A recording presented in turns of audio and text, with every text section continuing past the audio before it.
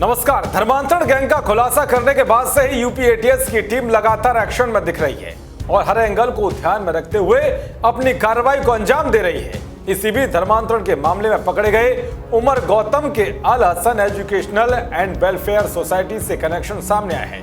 महिलाबाद में एटीएस ने अल हसन सोसाइटी के ठिकानों पर छापेमारी की है, लेकिन संस्था की वेबसाइट पर किए गए दावे ग्राउंड पर फर्जी निकले। उधर इस मामले में टेरर एंगल भी सामने आया है। एजेंसियों को धर्मांतरण रैकेट के आतंकी ठिकानों से जुड़े होने का प्रमाण मिले हैं। आरोप उमर गौतम जिस अल हसन एजुकेशनल सोसाइटी से जुड़ा है, उसकी वेबसाइट पर लिखा है कि सोसाइटी हरदोई के रसूलपुर 8 गांव के गर्ल्स स्कूल चलाती है और लखनऊ के महिलाबाद में 1 से 10वीं तक का सीबीएसई स्कूल चलाती है। लखनऊ के स्कूल में 500 बच्चों के लिए हॉस्टल की सुविधा भी मुफ्त है, लेकिन जब एटीएस की टीम ने वहां छापेमारी की तो ये सारी बातें झूठी पाई गई। ग्राउंड रिपोर्ट में हरदोई के रसूलपुर गांव में अल हसन सोसाइटी का कोई भी स्कूल संचालित नहीं मिला। लखनऊ के महिलाबाद में अल हरम एकेडमी मिली, जहां पर मदरसा चलता है। इसके अलावा ना कोई सीबीएसई स्कूल मिला और न ही 500 बच्चों के लिए कोई हॉस्टल। इस रैकेटी की जांच जुटी एजेंसियों को अब टेरर एंगल भी मिल गया है।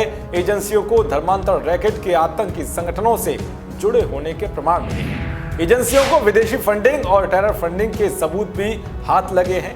धर्म परिवर्तन के बाद मूक बधिर बच्चों का जिहादी गतिविधियों में इस्तेमाल किए जाने की बात भी सामने आई है। इस रैकेट के देश विरोधी गतिविधियों में शामिल होने के प्रमाण भी सामने आए हैं। धर्मांतरण का मास्टरमाइंड उमर देश के 24 राज्यों और केंद्र शासित राज्यों में कई लोगों का धर्मांतरण करा चुका है। इस बात के सबूत एजेंसियों को मिले हैं।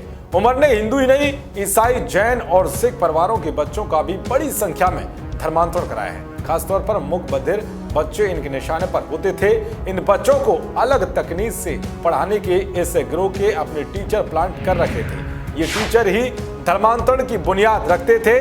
जानकारी के मुताबिक धर्मांतरण मामले में उमर गौतम का संबंध जाकिर नाइक की संस्था के लोगों से भी था। उमर जाकिर नाइक की संस्था इस्लामिक रिसर्च फाउंडेशन के करिंदों के संपर्क में था।